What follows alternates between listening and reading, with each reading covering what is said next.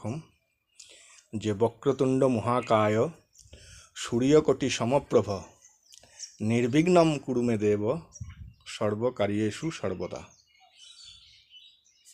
তো এর মানেটা আমি আপনাদের পরে বিশ্লেষণ করব, অনেকটা সময় লাগবে।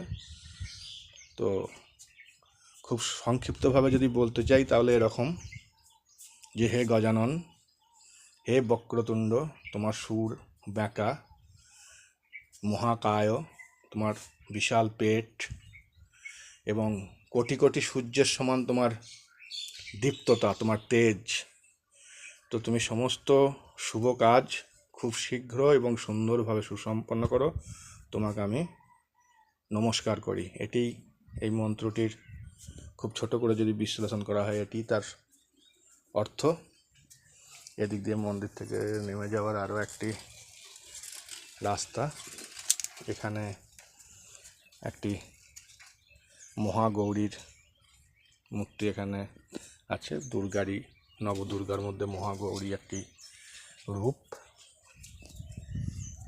আর এদিকে দেবাদিদেব মহাদেব, এটিও মন্দির গাত্রের অপূর্ব সুন্দরতা বাড়িয়েছে। আসুন জোড়াত করে শিবের প্রণাম করুন। নমঃ শিবায় শান্তায় কারণেত্রায় হেতবে নিবেদয়ামি চত্মানং তং গতি পরমেশ্বর। তো দেবাদিদেব মহাদেব ইনি সমস্ত দেবতারেরও দেবতা, ইনি দেবাদিদেব।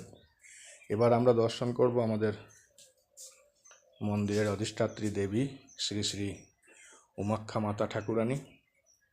ইনি চুরপুনি গ্রামের গ্রাম্য দেবী। ইনি জয় দুর্গার ধ্যানে পূজিতা হন।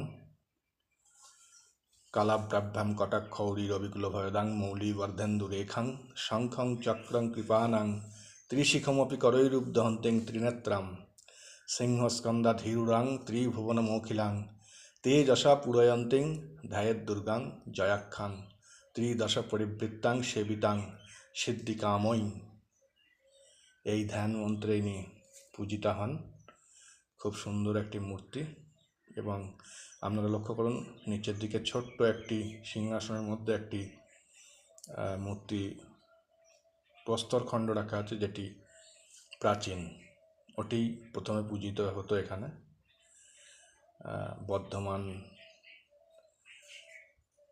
রাজা এই মন্দিরের পূজা ব্যবস্থা করেন। বহু